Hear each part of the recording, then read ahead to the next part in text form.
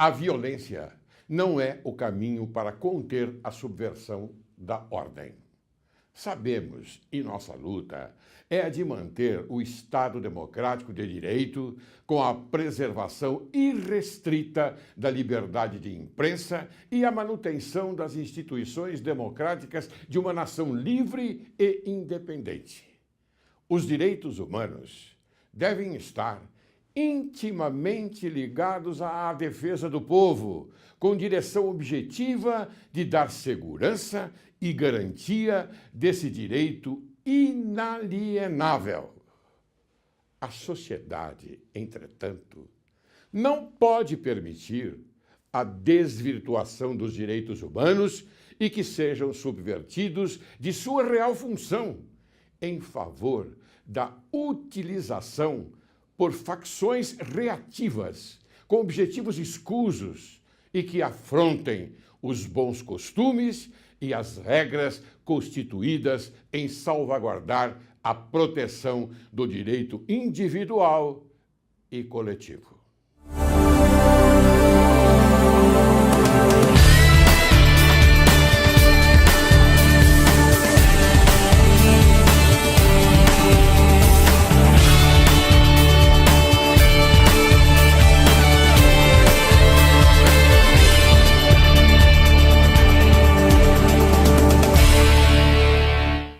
Direito e Justiça em Foco é o teu programa e o Brasil é o teu país. Inicio o programa com a frase do patrono do direito, Rui Barbosa. Onde quer que haja um direito individual violado, há de haver um recurso judicial para a debelação da injustiça. O princípio fundamental de todas as constituições livres. Hoje temos a honra de conversar com o eminente advogado criminalista Luiz Flávio Borges Durso, que irá falar sobre as atualidades do direito penal. Possui mestrado e doutorado em Direito Penal pela Faculdade de Direito da USP e pós-graduação na área criminal pela Faculdade de Direito Castilla-La Mancha, na Espanha. É conselheiro federal da Ordem dos Advogados do Brasil, eleito para a gestão 2013-2015 e reeleito para a gestão 2016-2018. Atualmente, preside a Comissão de Criminal Compliance da Ordem dos Advogados do Brasil, secção de São Paulo. É membro da Comissão Nacional de Prerrogativas da OAB Federal. Foi presidente da Ordem dos Advogados do Brasil, seção de São Paulo, eleito por 3 vezes, sendo a primeira vez em 2003 e reeleito para os triênios 2007-2009 e 2010-2012. É presidente de honra da Associação Brasileira dos Advogados Criminalistas e da Academia Brasileira de Direito Criminal, ABDCRIM. Lecionou Direito Penal e Processual Penal em diversas faculdades, entre elas as faculdades de Direito da USP, da Universidade de São Francisco. É professor honoris causa da Faculdade de Direito das Faculdades Metropolitanas Unidas e doutor honoris causa pela Faculdade Toledo de Direito, além de ser também professor emérito da Escola Superior de Advocacia da Ordem dos Advogados do Brasil, secção de São Paulo. Autor, coordenador e colaborador de vários livros, dentre eles Direito Criminal na Atualidade. Durso, seja bem-vindo no programa Direito e Justiça em Foco. Puxa, que currículo que você tem, muito mais do que isso. Bom, em primeiro lugar, meu querido desembargador Laércio Laurelli, meu irmão, meu colega de armas, quero dizer da satisfação de estar aqui mais uma vez em seu programa para conversar sobre a nossa paixão, que é o direito criminal. Mas enquanto você lia o currículo, quer dizer que eu me senti como aquela velhinha que perdeu o marido e na madrugada, no velório, ao lado do corpo, com sua filha, as pessoas chegavam e diziam a ela: que grande sujeito, perdemos uma criatura extraordinária, um grande profissional, chefe de família exemplar. E a certa altura ela vira para sua filha e diz: minha filha, vamos embora, esse não pode ser o seu pai. Essas referências todas que você fez, eu me senti como essa velhinha. Não, essa velhinha não existe no meu templo interior. Você, para mim, no meu templo interior, representa uma celebridade. Imagina. Bastante influente, é óbvio. Porque, veja, o Durso, você sabe melhor do que eu. Nós conseguimos aprender no dia a dia, não é? entre essas conversas. E há quanto tempo que eu conheço você? Nem vou falar aqui. Não é?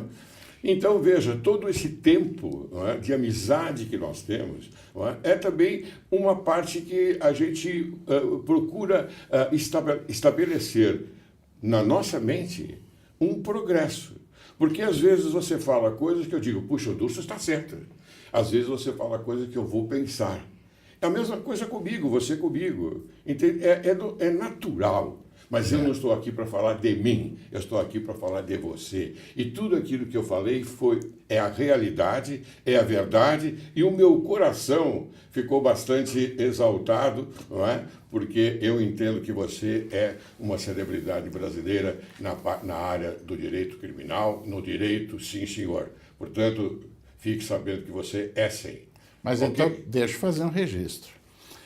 Nós nos conhecemos há aproximadamente 35 anos. Sim. E eu o conheci na Acrimesp, na Associação dos Advogados Criminalistas do Estado de São Paulo, onde, ingressando como um aprendiz, pude ver você brilhar na presidência da entidade. E seguindo os passos, eu fui tentando copiar o que era possível. Você é maravilhoso, Durso. Olha, eu vou fazer agora a primeira pergunta para você. Vamos lá. O sistema penal brasileiro é justo? Nós temos que avaliar essa questão sob alguns aspectos. A ideia do sistema penal, processual penal, do sistema criminal, sim, vamos colocar assim, ela tem três flancos, três blocos muito bem definidos. O primeiro deles é o mecanismo de investigação, que fica por conta de um pedaço do Estado que, por meio das polícias judiciárias, exerce a sua atividade, levantando dados, fazendo investigação, pesquisa, buscando informações, de modo a caracterizar eventual crime. Esta busca inicial da materialidade, indícios suficientes de autoria, ela é remetida a um outro pedaço do Estado, que é o Ministério Público, que este sim, com interesse direto na causa, porque parte da causa, oferece eventual denúncia. E nós temos aí a fase judicial. Então, a primeira é extrajudicial, a segunda é a judicial, que vai até a decisão transitada em julgado. Depois nós temos o cumprimento da pena, que é a fase da execução penal, onde temos como foco o sistema prisional, que é de responsabilidade do Poder Executivo. Esses três blocos, eles têm um equilíbrio entre si. Então, no plano ideológico, eu acho que o sistema funciona. Você pesquisa, levanta as provas, acusa, comprova ou não, e ao final, numa decisão definitiva, cumpre-se a pena com a ideia de ressocialização. Esse sistema ele passa a não funcionar quando nós observamos desvios em todas as suas etapas, e desvios existem.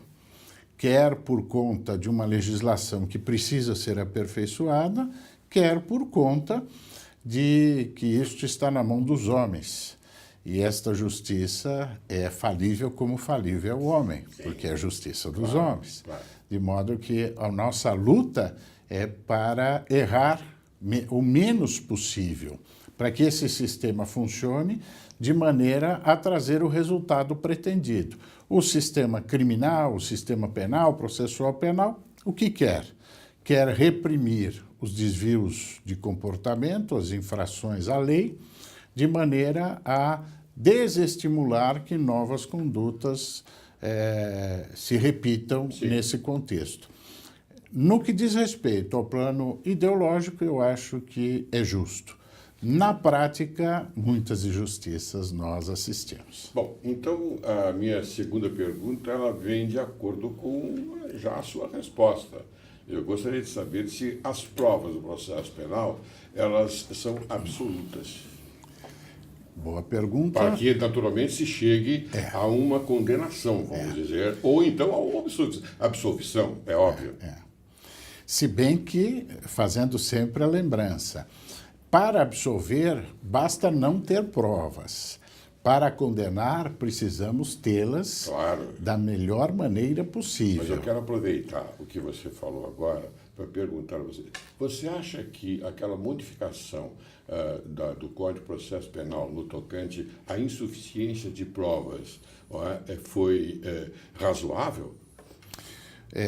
A sua pergunta diz respeito às decisões absolutórias por insuficiência de provas. Exato. Veja, isto gera um sentimento na população de que o crime aconteceu, sim, mas provas não foram obtidas satisfatoriamente. E, em razão disso, a absolvição teve que acontecer, em que pese que o indivíduo não deveria ser absolvido. Claro. Esse é um sentimento que cria por conta desse dispositivo. Absolvido, absolvido. Não tem por que condicionar essa absolvição a qualquer fator. Mas o julgador também pode se ater ao inciso 4 do artigo 387, se não me engano, e absolver por ele não ter participado do crime. Sim, mas admita que ele tivesse participado do crime, mas não existe prova suficiente de autoria. Tá.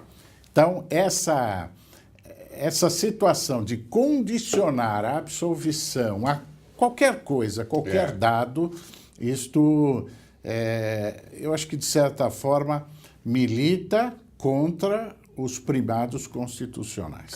Claro. Presunção de inocência absoluta. Bom, nesse contexto, eu volto à história das provas. Essa é uma matéria interessante, porque quando a gente começa a falar aos estudantes de direito sobre a prova no processo penal, nós temos que dizer o seguinte.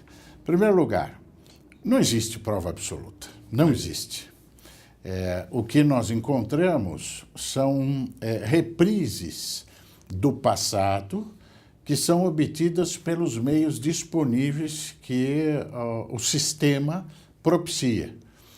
Então, o juiz não estava naquele momento pretérito quando o fato aconteceu. Sim. Mas ele tenta recuperar todas aquelas circunstâncias daquele momento que está em foco no processo pelos meios que eventualmente se dispõem. Então vem a vítima e relata o que aconteceu. Aquelas pessoas que presenciaram os fatos, elas comparecem e relatam o que aconteceu, são as testemunhas. Pode haver filmagens, podem haver provas, pode haver escritos. Então, este conjunto de elementos é que vai fazer alguém que não estava presente naquele momento decidir sobre aquela situação daquele momento. Claro, isso não é uma tarefa fácil. Não é uma tarefa fácil. Agora, em 2 segundos, a vítima, ela vem relatar de acordo com a percepção do seu espírito de vítima. Sim. Portanto, popularmente se diz, o fulano puxou a sardinha para a sua brasa. É natural que a vítima ache que a sua dor é maior do que a dor do vizinho. É a sua dor. Então, a vítima traz o seu depoimento com um certo fermento, digamos assim. A testemunha traz o seu relato de acordo com os filtros que ela tem da realidade, seja na sua formação, nas suas convicções, na sua ideologia, na sua religião, nas suas limitações físicas. Há pessoas que não enxergam direito e veem com redução. Há pessoas que não ouvem direito e ouvem com redução. Então, na hora de retratar tudo isso, o faz passando a realidade por esses filtros. E isso distorce a realidade. Portanto, a palavra da vítima, a palavra da testemunha deve ser vista com muita cautela. Sim. A prova documental. Mas antes de nós entrarmos na prova documental, já que você falou em percepção, então eu me lembrei aqui, parece que Sartre foi quem fez essa diferença, imaginar e perceber. Imaginar, necessariamente, a pessoa não deve estar no momento. E perceber, sim, perceber é quando a pessoa está naquele momento praticando um ato. A filosofia me demonstrou exatamente isto. Não é? Então, nós podemos aqui concluir, eu concluo, diante da sua posição, não é? Que nós estamos diante de uma aparência de prova. As provas, ok ou não? De certa forma, são uma aparência, né? Tinha um episódio interessante de um sujeito que estava prestando um depoimento. Sim. E ele dizia assim, eu ouvi, aí a acusação tal, e a defesa apertavam, mas você viu? Ele dizia, eu ouvi, mas você viu o que aconteceu? Ele dizia, eu ouvi com esse zóio que a terra há de comer. Ai, ele viu, só que ele... Na verbalização, ele não falava, eu vi. Claro. Ele dizia, eu ouvi. E isto muda muita coisa, né? No processo penal muda muita coisa. Tem razão. Mas quando a gente fala de prova documental, eu às vezes falo aos alunos, o que no mundo você pode ter como maior alvo de investimento para evitar uma falsificação? Sempre alguém responde, o dólar. E é verdade. Os Estados Unidos investem bilhões de dólares para evitar a falsificação. A segurança, inclusive, para não falsificarem, não é? E tem dólar falsificado no mundo inteiro. Tem. O que não se dirá de um contrato? O que não se dirá de um documento feito num escritório? Sim. Ou numa repartição. Claro. Então, a fragilidade desses documentos todos que podem ser falsos. Aí alguém dirá, não, mas tem reconhecimento de firma. Eu digo, reconhecimento de firma é você pagar para o cartório para dizer que aquela assinatura parece ser de alguém. Não é suficiente essa evidência. A não ser a autêntica. Né? Não é suficiente essa evidência. Muito bem. Então, essa é a precariedade do nosso sistema, onde os relatos são precários, precisam ser vistos com reservas, a prova documental também não é absoluta, longe disso, as perícias, a perícia é a percepção do técnico, do perito, ele erra. Aliás, ele está presente. Essa é uma situação complicada. Eu tenho, no meu dia a dia, eu tenho visto perícias deploráveis. Deploráveis. Teve um acidente de trânsito no interior, numa estrada, e a perícia realizada nos veículos e perícia no local tinha uma página e meia. E chamamos o perito para depor, e naquela oportunidade eu disse, mas o senhor, com sinceridade, o senhor acha que o senhor fez um bom trabalho? Ele falou, era o que era possível fazer dentro dos recursos que eu tenho. Não tenho tempo, não tenho dinheiro, não tenho equipamento, isso é o que é possível fazer. Então isso demonstra a precariedade dessas provas. A prova ineficaz. Eu me lembro, eu era estudante, meu querido desembargador, e eu fui aluno de um professor de medicina legal, Odon Ramos Maranhão. Nossa. Saudoso. Saudoso. E à época estava nascendo a história do DNA. E ele disse, o DNA é uma prova quase absoluta, 99% de certeza. E um dos alunos, colega nosso, disse assim a ele, professor, 99% é prova absoluta. Ele falou, não é. Ele falou, 99%, o que é 1%? Ele falou, 1% é assim. Próxima aula, eu vou trazer um pote com 100 balas, 99 de mel e uma de estricnina. Vou preveni-los e vou oferecer a cada um de vocês. Alguém vai pegar uma bala? Não. Então, não e se eu pegar de estricnina? Ele falou, 1% de chance só. Então não é absoluto. Não é absoluto. Muito bem. Me diga uma coisa, Odurso, o Ministério Público, como é que se porta na investigação? Ele pode investigar? O Ministério Público não pode investigar. Pela Constituição brasileira, pela legislação infraconstitucional, o Ministério Público não tem poderes para investigação. Houve uma tolerância. Sim. Diante das ações civis públicas, diante do inquérito civil, naquela oportunidade houve uma tolerância e passou-se a admitir que o Ministério Público pudesse intimar, que o Ministério Público pudesse colher depoimentos para fins de ação civil pública, para fins de inquérito civil, não criminal. Tanto a nossa Constituição quanto a legislação processual penal estabelece a quem compete a investigação de crimes no Brasil. E esta é de competência da Polícia Judiciária, que é a Polícia Civil e a Polícia Federal, sob o controle externo do Ministério Público, que controla, mas que não faz investigação direta. Sim. A investigação feita pela polícia, ela tem controle externo do Ministério Público e tem controle jurisdicional sobre o que a autoridade policial está fazendo. O Ministério Público, não tendo previsão legal para fazê-lo, e este tipo de situação, se não é permitido por lei, é vedado por lei, ao fazê-lo, não tem controle nenhum. Não tem controle de nenhum outro órgão, muito menos o controle jurisdicional, porque não tem previsão legal como tem o inquérito policial, onde todas as provas são enfeixadas num instrumento que tem previsão legal.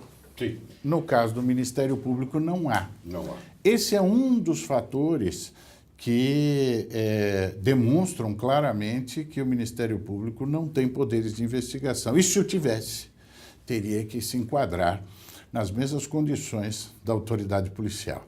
Tem que investigar tudo sob pena de prevaricação. Não pode eleger o que vai investigar ou não. Muito bem, Lúcio.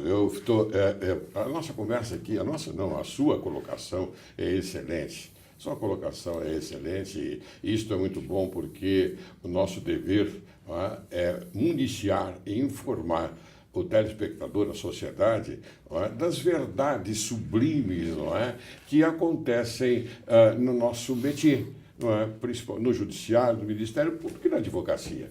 Vou chamar um pequeno intervalo, tá bom? Com prazer. Você aguarde que logo, logo retornaremos.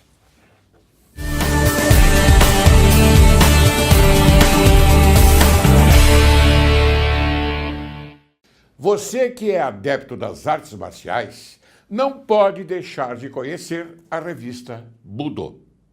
A primeira e mais completa revista de artes marciais do Brasil, onde você encontra notícias sobre judô, karatê, taekwondo, MMA e kung fu. Na Budô, o esporte e as marcas mais conceituadas caminham lado a lado. Ficou interessado? Visite o site www.revistabudô.com.br.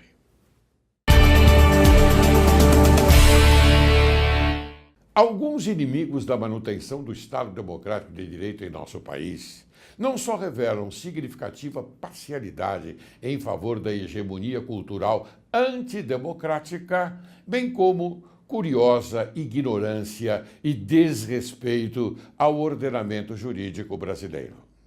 A imprensa noticiou, no dia 23 de julho de 2016, que os advogados de Luiz Inácio Lula da Silva criticaram o juiz federal Sérgio Moro, face ter ele agido de forma parcial e ilegal O representante do Poder Judiciário Federal respondeu, afirmando em seu despacho, aspas, rigorosamente, a interceptação revelou uma série de diálogos do ex-presidente, nos quais há indicação em cognição sumária de sua intenção de obstruir as investigações, como no exemplo citado, o que por si só poderia justificar, por ocasião da busca e apreensão, a prisão temporária dele, tendo sido optado, porém, pela medida menos gravosa da condução coercitiva. Fecho aspas.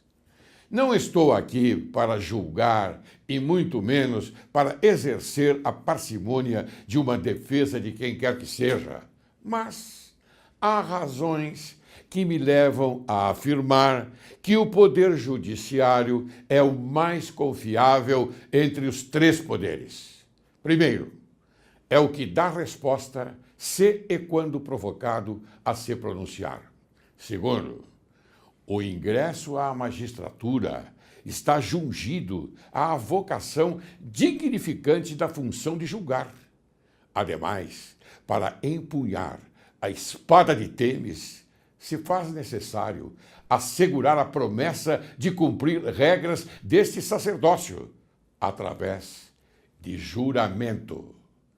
Ser culto, ser justo e livre, jamais tornar-se cúmplice, mesmo pelo silêncio, dos poderosos. Consagrar a vida à instituição, à lei, à liberdade e à pátria. Penso que o livre convencimento do juiz e de seu poder de observação na instrução criminal para que obtenha, pelo índice de prova amealhada no decorrer do procedimento, uma excelente e justa aplicação do direito, quer na absolvição, quer na condenação, a adequada dosimetria da pena, demonstrando um trabalho percussiente, condensado em fundamentação com segurança incontestável. Moldado da sua capacidade de trabalho, não exerce sua função por meio de inspirações, mágica ou outro meio de adivinhação, senão pela profícua sedimentação processual da prova, substancial, extreme de dúvida, até mesmo para se decretar uma prisão cautelar em favor do Estado, obviamente, contra o infrator da lei. A história nos conta que, por ocasião da Segunda Guerra Mundial, em Liverpool, perto de Londres, realizava-se um concerto sinfônico. As bombas lançadas eram intermitentes.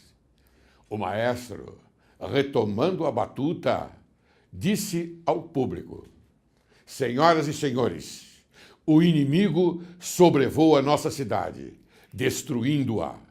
É possível que todos nós sossobremos nesse recinto. Mas há uma coisa que nenhum ditador pode destruir. É o que vamos tocar e ter a honra de ouvir. Tocaram com ênfase nunca vista a Nona Sinfonia de Beethoven. Todos sobreviveram.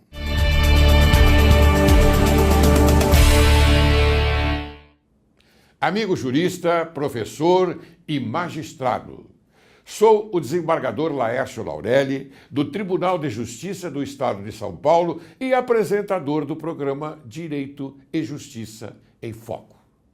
Precisamos valorizar a vivência dos membros do Judiciário, do Ministério Público e dos pensadores do direito. Por isso, faço o convite. Escreva artigos para o nosso Júris. Nascemos como um portal digital.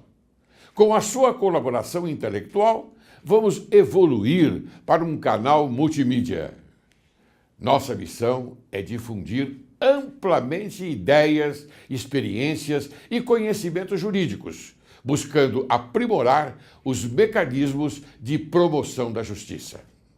Nossos valores fundamentais são a democracia, a justiça, a liberdade, a transparência e o patriotismo. Se você pensa reflete e age na busca de um Brasil melhor e mais justo, você faz parte do júris. O júris é seu, é nosso, é de quem ama a justiça.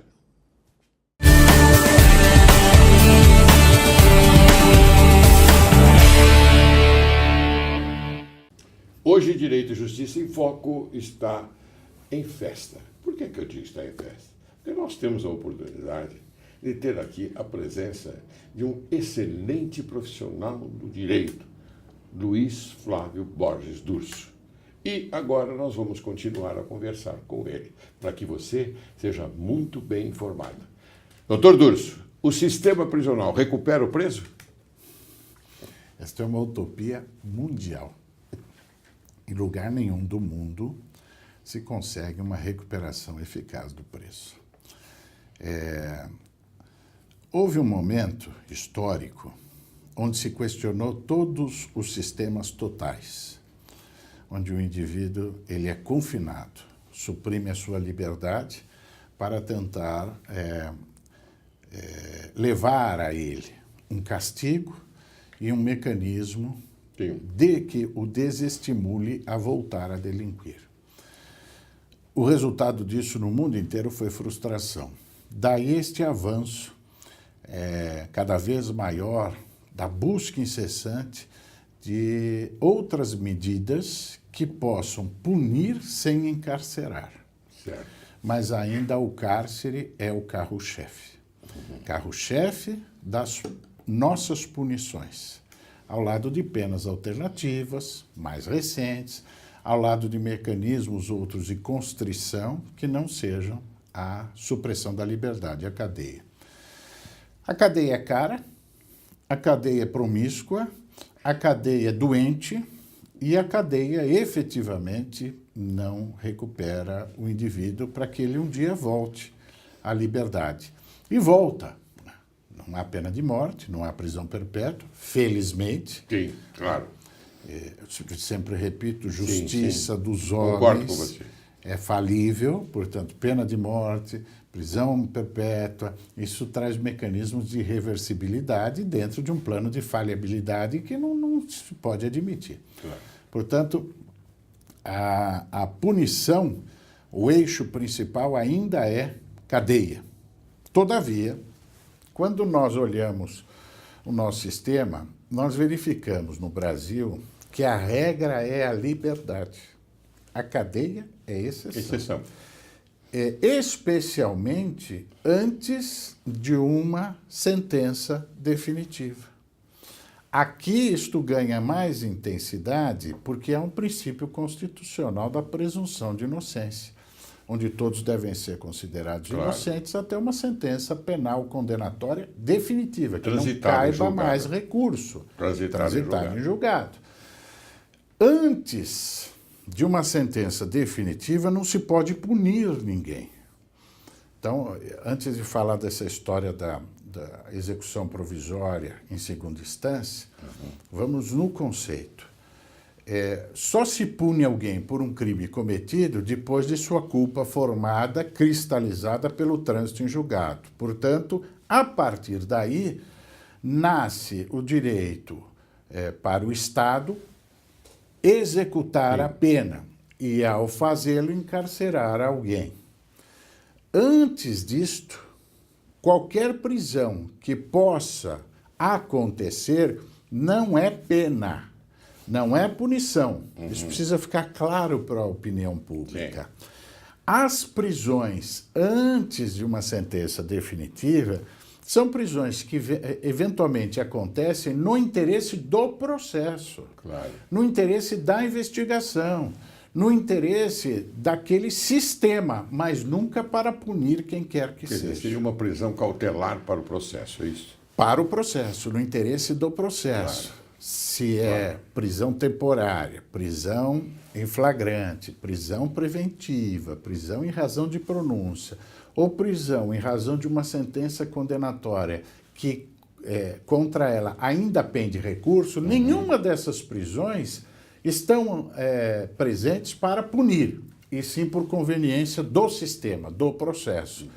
Óbvio que a regra aqui, mais do que clara, é a liberdade. Isto deve ser exceção. Claro. A prisão, pena, ela só deve ser admitida se outro mecanismo de punição não for adequado. Então você não concorda com a decisão do Supremo Tribunal Federal quando ele autorizou a prisão logo após a condenação em segundo grau de jurisdição, ou seja, em segunda instância?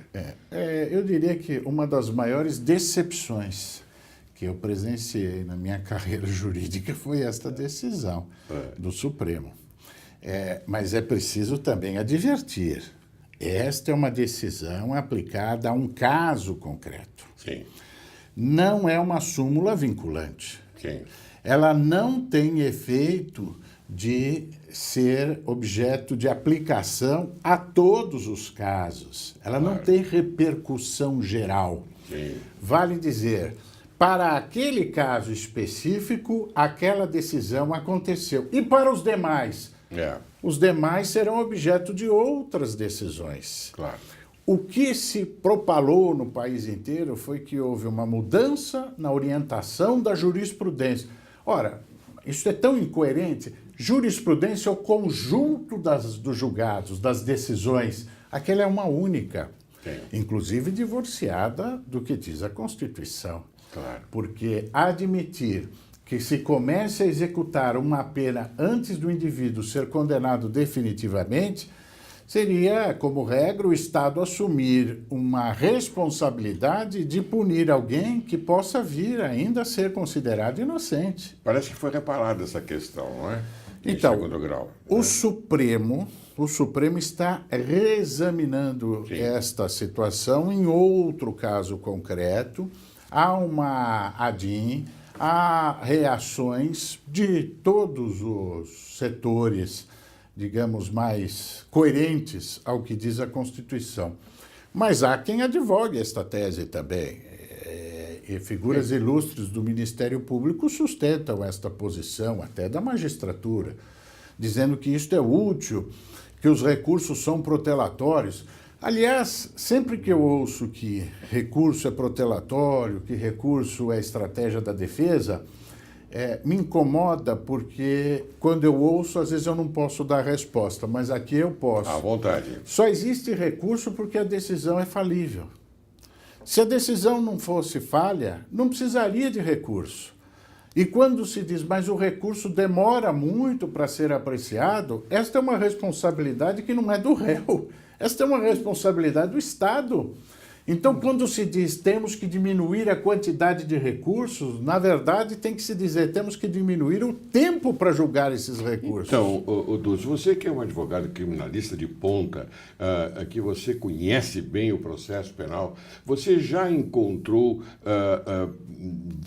essa situação em vários processos? Em muitos, em muitos. Nós temos decisões que pendem, nós temos recursos pendentes de decisões por anos e anos a fio. E aquilo fica absolutamente parado. Por mais que você provoque, não há uma decisão para aquele caso concreto. Então é muito injusto vir dizer que, naquele caso, por conta dos recursos que são protelatórios, a eventual condenação do indivíduo não possa ser cumprida.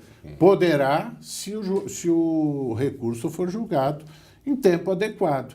Aí o problema é do judiciário. Muito bem, mas e os presos provisórios? Então, aí nós temos uma situação mais grave. Nós estamos falando daqueles que já foram condenados e se quer que execute a pena numa execução provisória. Certo. Quando nós estamos falando de preso provisório, nós estamos falando daquelas pessoas que estão sendo ou investigadas, ou processadas, e às vezes nem decisão contra elas existe. Este momento de investigação e de processo, a regra é a liberdade. A exceção das exceções é levar um homem aqui ao cárcere nesta fase. E isto só é admitido pela lei em situações excepcionalíssimas, que muitas vezes não estão presentes para um decreto de prisão, que tem como fundamento a opinião pública, o clamor que o crime provocou no meio. Então você acha que a imprensa ela também favorece esse tipo de desalinho de uma prisão preventiva? Olha, meu caro desembargador, quem decide, quem tem a caneta, é o julgador. A imprensa pode fazer o carnaval que quiser. Claro. Se o julgador... Não, mas eu digo se ela exerce uma influência. Ele exerce uma influência na opinião pública, mas não deve exercer influência no julgador, que é um técnico. Concordo. Senão, não precisa do julgador. A imprensa poderia julgar. Concordo. Não é essa a atribuição. Acho que a imprensa cumpre o seu papel e, às vezes, extrapola. Claro. Extrapola porque coloca... Aí de nós se não tivéssemos esta expressão da liberdade pela imprensa. Sou um defensor, Claro. Nós não podemos admitir censura, Claro. A imprensa tem que ser livre, tem que ter o sigilo da fonte. Claro. Nós temos que defender essa liberdade de imprensa, mas temos que defender responsabilidade. O indivíduo não pode ser destruído junto à opinião pública impunemente. É uma vida, né? Se ele é inocente, isso não pode. Nós vimos já casos emblemáticos, escola base. Nós vivemos a história da escola base ainda no tempo que nós estávamos na Crinesp. E aquilo foi um marco na história da imprensa. Então, há abusos. Foi uma advertência, né? Para casos desse tipo. Que durante muito tempo funcionou, mas que em tempos mais recentes nós não temos visto aquela cautela, não. Então quer dizer que a área criminal, advogar na área criminal é frustrante? Eu diria que sobre esse aspecto, advogar na área criminal, eu acho que é uma realização, é uma paixão. Olha que maravilha. Frustra sobre algumas situações pontuais, mas o todo é emocionante. É a oportunidade de você interferir na vida das pessoas ou na vida de um segmento expressivo da população por meio do seu ofício.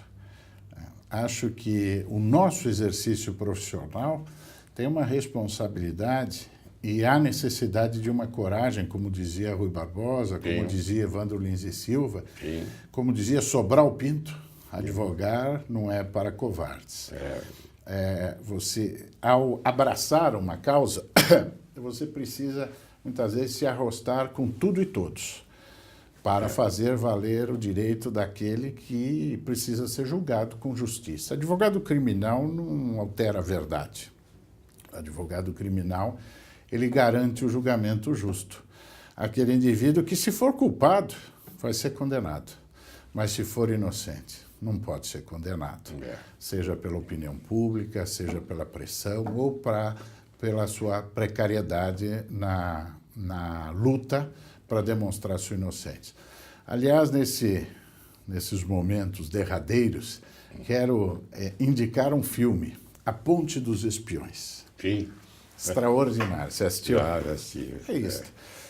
Os Estados Unidos, para demonstrar que o sistema funciona, arruma um advogado para fazer a defesa de um terrorista na época da Guerra Fria. E esse advogado, então, nomeado, cumpre o seu papel e advoga. E quando questionado pelo sistema, ele diz, mas eu estou fazendo a defesa, eu estou advogando, eu quero um julgamento justo. Não, é só simbólico, não. É para condená-lo mesmo. Ele diz, não. Se eu fui nomeado, eu vou cumprir o meu papel de acordo, contra tudo e contra todos. É verdade. Essas coisas são importantes, inclusive nós temos obrigação de levar esses momentos que você tem na sua mente, que é preciosa, para o telespectador, para a sociedade. Mas me diga uma coisa, Dulce. Eu agora quero fazer uma pergunta a você. O plenário do Senado aprovou o projeto que regulamenta a prática das audiências de custódia e estipula prazo máximo de 24 horas para que um preso em flagrante seja levado diante de um juiz. O projeto de lei 554/2011 ainda precisará ser apreciado em turno suplementar. Não é verdade, Dulce? Muito bem. O que você acha desse projeto de lei? É bom? Eu sou entusiasta da audiência de custódia. Eu acho importante porque às vezes o indivíduo, mesmo preso em flagrante, não precisa permanecer preso durante o seu processo. Ah, mas ele poderá ser solto por um juiz quando apreciar o seu pedido de liberdade. Só que isso vai acontecer na prática depois de uma semana, 15 dias, onde ele ingressa num sistema prisional promíscuo, violento e corre risco de vida a cada minuto que ele permanece ali. A ideia da audiência de custódia é a rapidez. É o exame daquela que o juiz deverá ser informado da prisão em Não, 24 é outra horas. coisa. É outra coisa, completamente diferente. Não é informação. O juiz vai decidir. Vai decidir, se olho no mantém, olho, não é? Se mantém ou não aquela prisão. Perfeitamente. Aí tem um passo importante dentro do nosso sistema um sistema que trouxe na evolução da civilização um olhar para aquele homem, que é a figura mais importante do processo penal. Claro. Seja condenado ou absolvido, o que tem em jogo é aquela criatura humana. Exatamente. Olhar para ele no momento do início de um procedimento criminal, onde ele foi preso em flagrante, e verificar se há ou não necessidade de mantê-lo preso, é uma evolução expressiva em nosso sistema. Então você acha justo? Muito. Ótimo. Agora eu queria fazer uma pergunta a você, é o seguinte. O que você tem a falar sobre a delação premiada, ou seja, a colaboração conforme a regra do artigo 13 da lei da delação premiada? Bom, antes posso falar da condução coercitiva? Você pode falar o que você quiser aqui. Aqui você é a figura principal. Porque, às vezes, o aluno nos interpela dizendo: professor, o senhor falou da condução coercitiva, que a lei só autoriza depois do indivíduo intimado a comparecer e quando ele descumpre, ele é conduzido coercitivamente. Mas está acontecendo vários casos onde o indivíduo sequer foi intimado e ele é conduzido coercitivamente para depor. Né? Isto é uma ilegalidade. Isto não está dentro da lei.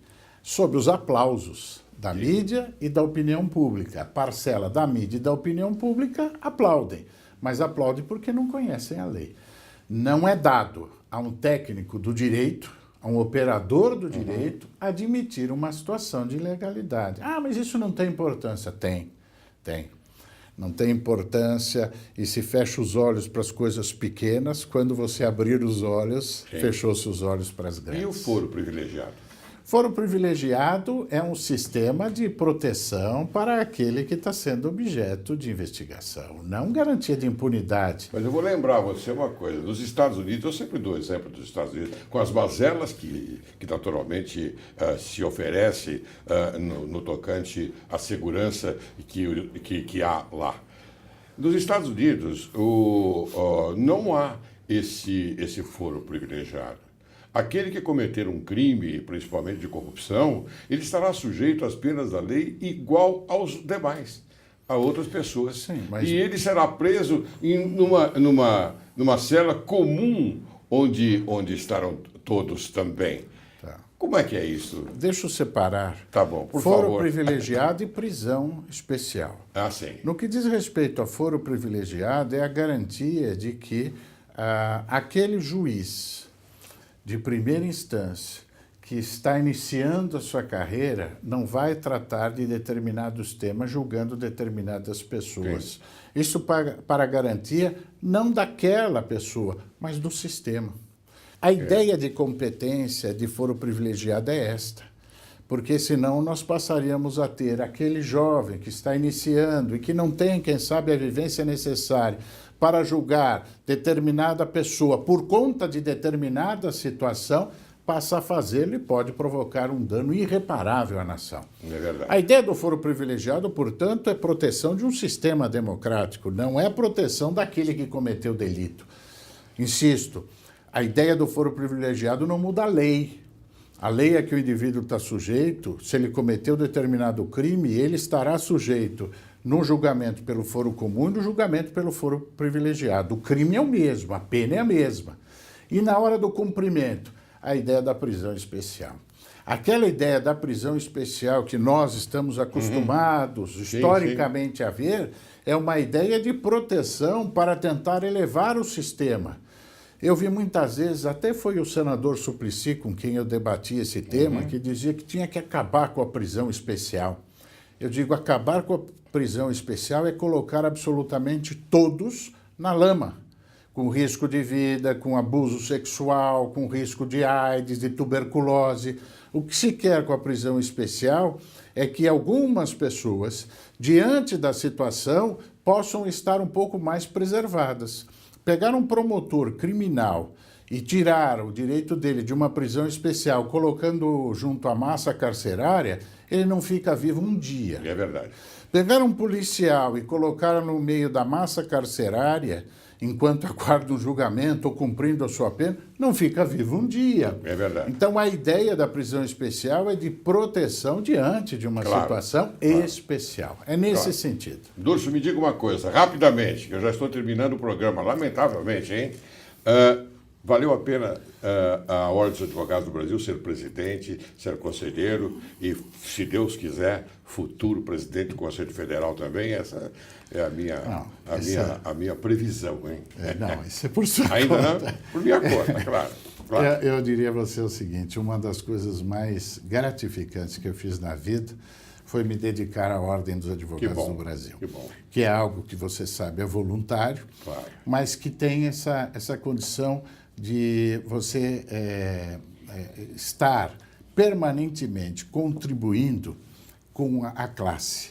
E a classe é um dos pilares da democracia. É verdade. Foi fundamental para a redemocratização. Sim. A história da OAB é uma história que se confunde com a história do Brasil. Sim. É uma história bonita, né? Bonita, gloriosa. Muito, E nós precisamos falar aos jovens que estão chegando. Advogar não é só defender os interesses privados do seu cliente. Advogar tem uma função social, uma missão que transcende o dia a dia da defesa do cliente. Muito bem. E a OAB é o palco para você conseguir fazer isso de forma maior. Muito bem.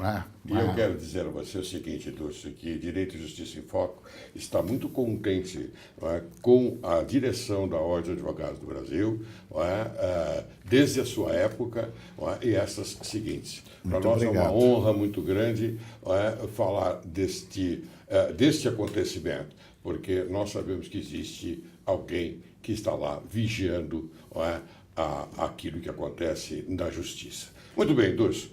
Eu quero que... Chegou um momento tão desagradável para mim, porque eu estou finalizando o programa. Para mim, triste. Então, tá vendo? Eu queria oferecer a você um presentinho do meu programa. Muito obrigado. E oferecer também o livro que o Vinícius, que é da Quartier Latam, me pediu. Olha, ofereça para todos os seus convidados.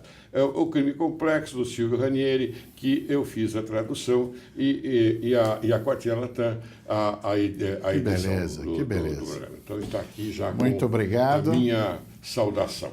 Um abraço carinhoso ao Vinícius. Ele faz um trabalho na Quartier Latam extraordinário.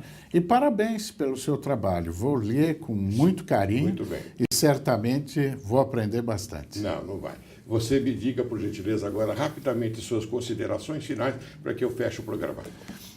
Lércio, quando a gente advoga no crime, na área criminal, você assim o fez, a dimensão do que você faz diariamente é diferente de todas as outras profissões, inclusive dentro das outras carreiras e dos outros ramos da advocacia que não trabalham tanto com o ser humano. Né? O que eu posso deixar aqui nesse programa, além das minhas homenagens a você, da minha admiração, é dizer que você, jovem, que um dia pensou em advogar ao assistir aqueles filmes de júri, se entusiasmou, venha. Venha porque é a profissão mais linda que existe. É uma profissão que lhe transforma e faz você, se desejar, transformar o mundo. Muito bem. Encerro o programa de hoje mais uma vez exaltando as sábias palavras de Rui Barbosa. Maior que a tristeza de não haver vencido é a vergonha de não ter lutado. Meu caro amigo Luiz Flávio Borges Durso, foi uma grande honra tê-lo aqui no programa Direito e Justiça em Foco. Você sabe muito bem, porque o meu sentimento você exalta na minha mente, na minha face, porque sou seu amigo, gosto de ser seu amigo e tenho a esperança que você, um jovem como lutador como um dia possa transformar esse país no sentido do bem. Portanto, eu agradeço muito a sua vinda aqui no programa. Foi bastante salutar. Muito Agradeço. obrigado. Muito obrigado. Viva.